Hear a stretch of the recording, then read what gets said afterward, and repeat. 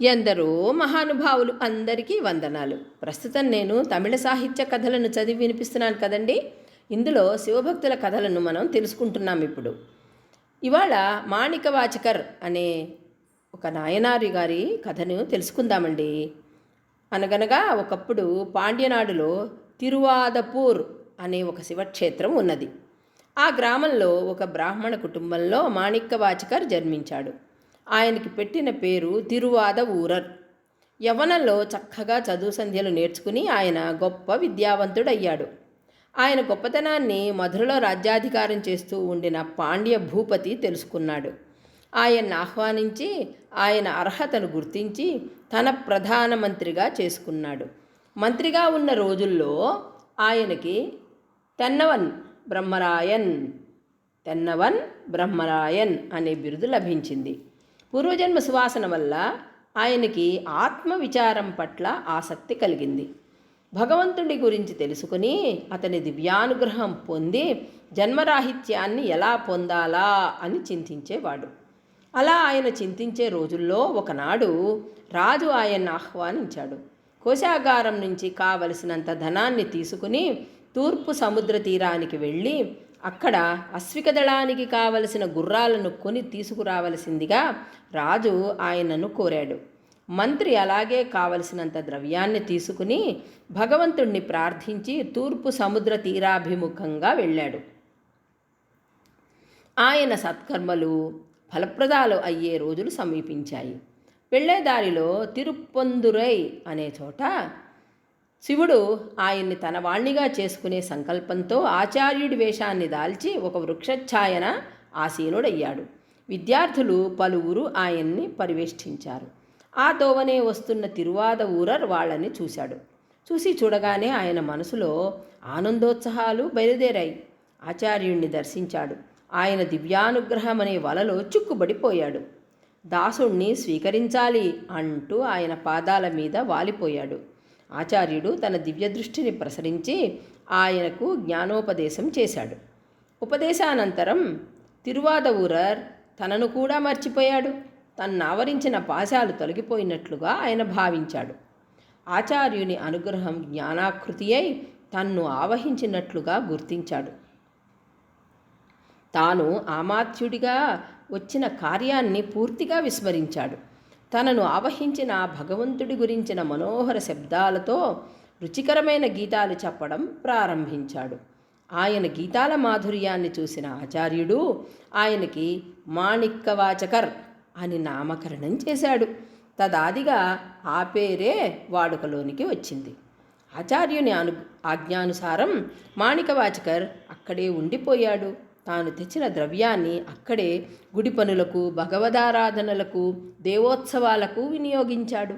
ఈలోగా ఆయనతో పాటు వచ్చిన సేవకులు మధురకు తిరిగి వెళ్ళి మాణిక్యవాచకరులో వచ్చిన మార్పులను గురించి రాజుకు విన్నవించారు. రాజు ఉగ్రుడైపోయాడు. గుర్రాలు ఎప్పుడొస్తాయో కనుక్కుని రమ్మని ఆయన వద్దకు రాజసేవకుల్ని పంపాడు. త్వరలోనే వస్తాయని చెప్పి వాళ్ళని తిరిగి పంపించాడు. కానీ అవి రాలేదు. తత్ఫలితంగా రాజు మరీ ఉగ్రుడైపోయాడు. మళ్ళీ సేవకుల్ని పంపించాడు. అప్పుడు మాణిక్యవాచకరు భగవంతుణ్ణి ప్రార్థించాడు. శ్రావణ మాసం మొదట్లో వస్తాయని భగవదాజ్ఞ మేరకు చెప్పి వాళ్ళని తిరిగి పంపించేశాడు రాజు దగ్గరికి. ఆ తర్వాత కూడా గుర్రాలు రాలేదు. మాణిక్యవాచకరుణ్ణి రప్పించి గుర్రాలు రానందున రాజు ఆయనని శిక్షించాడు. ఆ బాధల్ని సహించి కూడా ఆయన దేవుని మీద భారం వేసేశాడు. ఇంతలో శ్రావణ మాసం రానే వచ్చింది. ఒకే రోజు మిగిలిపోయి ఉన్నది. నగరాన్ని అలంకరించమని, గుర్రాల కోసం కొత్త శాలలు అమర్చవలసిందని మాణిక్యవాచకుడు రాజుని అర్థించాడు. రాజు లోపల ఆశ్చర్యపోయాడు, కోపం తెచ్చుకున్నాడు. కానీ అలాగే అన్ని సన్నాహాలను జరిపించాడు.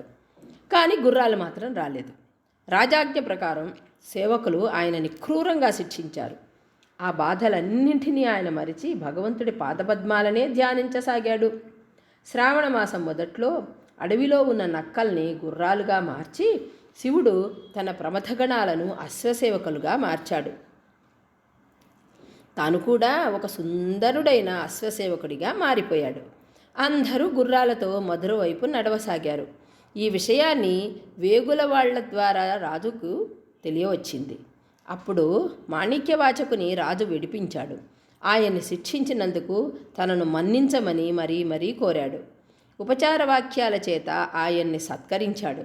అప్పుడు రాజు సమక్షాన గుర్రాలు వచ్చి నిలిచాయి.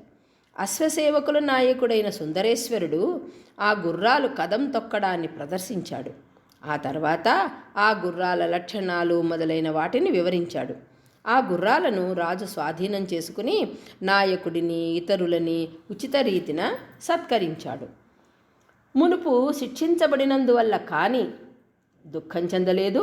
ఇప్పుడు సత్కరించడం పడడం వల్ల సంతోషాన్ని కూడా ఈ మాణిక్యవాచకుడు పొందలేదు. భగవంతుణ్ణి ధ్యానిస్తున్నట్లుగానే కనిపించాడు. ఆ రాత్రి భగవంతుడి మహిమ వల్ల గుర్రాలుగా వచ్చిన నక్కలన్నీ మళ్ళీ తమ పూర్వాకృతిని దాల్చాయి.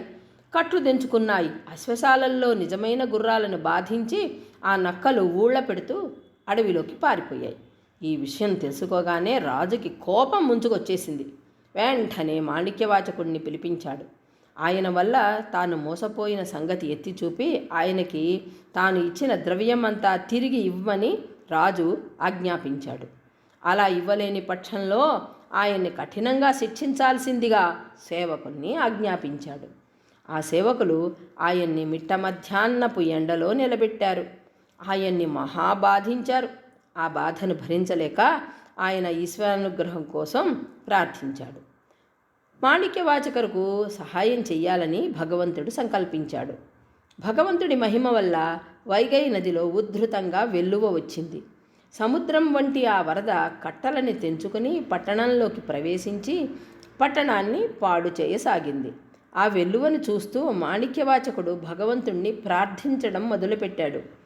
నిన్న నక్కల బాధ వల్ల నేను వరదల బాధ అనుకుని అందరూ అధైర్యం చెందారు. ఈలోగా రాజాజ్ఞను అనుసరించి గణకులు వెళ్ళి వైగై నదీ తీరాన్ని కొలిచి భాగించి ఒక్కొక్క ఇంటి నుంచి ఒక్కొక్కరు వచ్చి తీరాన్ని సరిచెయ్యాలని దండోరా వేశారు. అందరూ అలాగే వెళ్ళి తమ వంతు పనిని పూర్తి చేయసాగారు. ఈ పరిస్థితిలో అక్కడ వంది అనే ఒక వృద్ధురాలు ఉండేది కదా. ఆ అవ్వ పిట్టు అంటే వాసన పోలే వండి అమ్మేది. ఆమె ఈ వండి అమ్మేదాన్ని అందరికీ ఇచ్చింది. ఆమెకు శివభక్తి అపారం. మొదటి పిట్టుని శివుడికి అర్పించి ఆ తర్వాతనే మిగిలిన పిట్టుని రోజు అమ్ముతూ ఉండేది. తీరాన్ని సరిచేసే పనిలో ఆమెకు ఒక భాగం అప్పచెప్పారు. ఆమె ఇంట్లో మగవాళ్ళెవ్వరూ లేరు. పైనుంచి ఆమె ముసలిది. ఆమెకు ఒప్పగించబడిన భాగం అలాగే నిలిచిపోయింది. ఆమె పరమాత్ముణ్ణి తలుచుకుంటూ, పరమేశ్వరా, నేనిప్పుడేం చెయ్యను? ఎవ్వరూ నాకు సహాయం లేరు కదా. ఒప్పగించబడిన పనిని గనక చెయ్యకపోతే నాకు శిక్ష తప్పదు అంటూ ఆమె శివుడితో మొరపెట్టుకుంది. సర్వజ్ఞుడైన ఆ శివుడికి ఆమె భక్తిభావం తెలుసు. అందువల్ల ఆమెకు మోక్షం ప్రసాదించాలని అనుకున్నాడు. తానొక కూలివాని వేషాన్ని ధరించి తల మీద తట్ట చేతిలో పారా ఉంచుకుని ఆమె ముందు ప్రత్యక్షమయ్యాడు. తనకు పిట్టులు మాత్రం కూలిగా ఇస్తే చాలును అని చెప్పి ఆమెకు బదులుగా తాను కూలీ పని చేస్తానని చెప్పాడు. నిజానికి పిట్టులు మాత్రం ఆరగించాడే కానీ ఆ పని చెయ్యకుండా కూర్చున్నాడు. ఆడుతూ పాడుతూ కాలక్షేపం చేశాడు. రాజసేవకులు అతనితో చెప్పి చూశారు. లాభం లేకపోయింది. అప్పుడు రాజు పని ఎంతవరకు జరిగిందో పర్యవేక్షించే ఉద్దేశంతో స్వయంగా అక్కడికొచ్చాడు. వందికి అప్పచెప్పబడిన భాగం పూడ్చబడలేదు. అక్కడ నీళ్లు పొంగుతున్నాయి. ఆ కులివాణ్ణి రాజు సన్నిధిన నిలబెట్టారు. చాలా కోపంతో రాజు ఇలా అన్నాడు, ఎందుకు నువ్వు సరిగ్గా పని చేయడం లేదు అని తన చేతి బెత్తంతో అతన్ని కొట్టాడు. ఆశ్చర్యం! కూలివాడు తాను మోసుకు వచ్చిన మట్టిని గండి వద్ద పోశాడు. ఆ గండి పూడిపోయింది. వరద తగ్గిపోయింది. కానీ ఆ మరుక్షణమే కూలివాడు అదృశ్యుడైపోయాడు. కూలివాడి మీద పడ్డ దెబ్బ అందరి మీద పడింది. అక్కడున్న వాళ్ళంతా తమకు దెబ్బలు తగినట్టుగానే భావించారు. రాజుకి దెబ్బ తగిలింది. ఈ పరిస్థితిలో ప్రమథగణాలు దేవ విమానంలో వచ్చి వందిని శివలోకానికి తీసుకెళ్లారు. కూలివాడు అదృశ్యుడు కావడాన్ని, గట్టు సరి కావడాన్ని రాజు చూశాడు కదా. తనకు దెబ్బ తగలడాన్ని కూడా గుర్తించాడు. అప్పుడు ఒక అశరీరవాణి ఇలా పలికింది, రాజా, నీ ద్రవ్యాన్ని వాదవూరన్ మా నిమిత్తమే వినియోగించాడు. గుర్రాలు తీసుకురావడం, వైగైలో వరదలు వచ్చేలాగా చేయడం, కూలివానిగా వచ్చి నీ దగ్గర దెబ్బ తినడం ఆయన కోసం మేము చేసిన పనులు. ఈ విధంగా రాజుకి జ్ఞానోదయం కలిగించడం అయింది. పాండ్యుడు ఆశ్చర్యంలో మునిగిపోయాడు. అంటే అక్కడి మధురని పాలించే పాండ్యరాజు అన్నమాట. ఆయనకి చాలా ఆశ్చర్యం కలిగింది. వెతుక్కుంటూ వెళ్ళి వాదవూరన్ కాళ్ల మీద పడ్డాడు, నమస్కరించాడు. తన తప్పుల్ని మన్నించమని అర్థించాడు. ఆయన కోరినట్లు శివపూజలో నిమగ్నుడయ్యేందుకు గాను ఆయన్ని మంత్రి పదవి నుంచి రాజు విముక్తుణ్ణి చేశాడు. ఆ తర్వాత ఆయన అక్కడి నుంచి బయలుదేరి పెక్కు శివక్షేత్రాలు దర్శించి చిదంబరం చేరుకున్నాడు. అక్కడ ఈళం నుంచి వచ్చిన బౌద్ధమతస్థులు ఆయనతో వాదించాలి అని అనుకున్నారు. చిదంబరం బ్రాహ్మణుల కోరిక మేరకు ఆయన వాదించడానికి సమ్మతించి మూగగా ఉన్న బౌద్ధ భూపతి కుమార్తెను మాట్లాడేలాగా చేశాడు. వాళ్ళ వాదాలకన్నింటికి ఆమె చేతనే సమాధానాలు చెప్పించాడు. ఆ తర్వాత నటరాజస్వామి ఆయన్ను బస చేసిన తోటకు వెళ్ళి ఆయన గానం చేసిన తిరువాచక గీతాలనన్నింటినీ తన చేతులతో తానే వ్రాసి ఆయన్ని కనకసభ ముందు నిలిపాడు.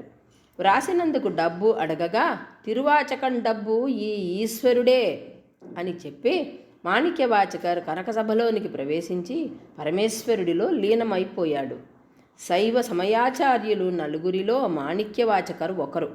ఆయన సంతరించిన తిరువాచకం తమిళదేశం.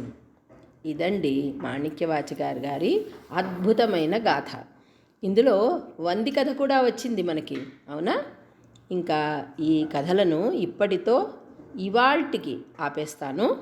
తిరిగి తరువాయి భాగంలో కలుసుకుందామండి. అప్పటి వరకు మీకు గనక శివభక్తుల కథలు నచ్చితే లైక్ చేయండి, షేర్ చేయండి, సబ్స్క్రైబ్ చేసుకుని కామెంట్ చేసి నన్ను మరింతగా ప్రోత్సహించండి. ఉంటానండి. నమస్కారం.